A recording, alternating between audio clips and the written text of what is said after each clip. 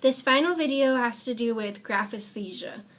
So essentially I'm going to be drawing different numbers, letters, or shapes onto my patient and having them try to guess what it is. So it's just another way to engage in discrimination. So first we recommend that you use the edge of a ballpoint pen. Just it's a smoother and blunter object than using your finger. Just kind of more consistent. So I'm going to provide instructions. So I'd say without looking, I'm going to draw a figure on your skin and I want you to guess what it is. So same with the other pieces, eyes closed is a huge aspect of sensory discrimination. The other pieces, you want to make sure that it's correctly oriented towards them, which means you might be drawing upside down. Unless, of course, you're grading it, a way to make it harder would be to switch the orientation. But I'm going to first start off with something that's a little bit easier. So, once again, we're going to do her hand. That's the area of her sensitivity. So I'm going to go ahead. Oh. Good.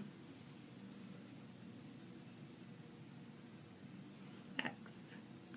So right now I'm drawing large letters on her palm. And there's also, online you can find, under sensory retraining, you can find this graph that tells you kind of what the easier numbers and letters are for people to discriminate when engaging in these activities. So now a way to make it harder would be for me to start doing some smaller numbers or letters. So gotta draw it her way. W.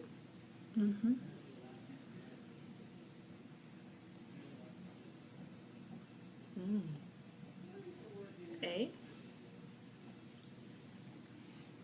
7. Good. So now I'm going to go up on this grid. So those were all easier numbers or letters.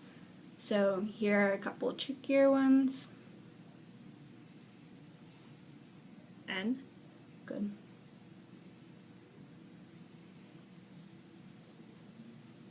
Three. Okay. So another way to grade it up is to go based on speed. So say I drew that one out a lot faster on her. 4. Good. And like I said, you can change the orientation of it. So let's say it's going to make it a lot trickier. I have no idea. It was a sideways U. No. Okay. So also you want to make sure you're going all over the palm or all over the sensitive area to make sure that you're getting that discrimination piece across the whole area that you're affected.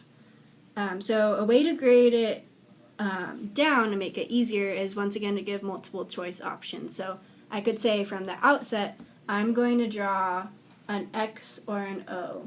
Tell me what it is. Okay. X. That way in their head they know, okay, it's one or the other. Or I can draw it and then say, was that a W, an O, or an X? W. Good. Okay. One more way to grade it is to even do like a mathematical calculation. So let's see. No clue. It was a 1 plus 1. So, so that's definitely going to be a really hard way to grade it down. Or to grade it up, sorry. But yeah, so that's graphesthesia. Make sure you go over the whole affected area and just kind of have fun with grading it up and down. And like I said, this is going to be something you're going to have somebody else doing. So you're going to need some help versus you being able to do this whole activity on your own. But make it fun.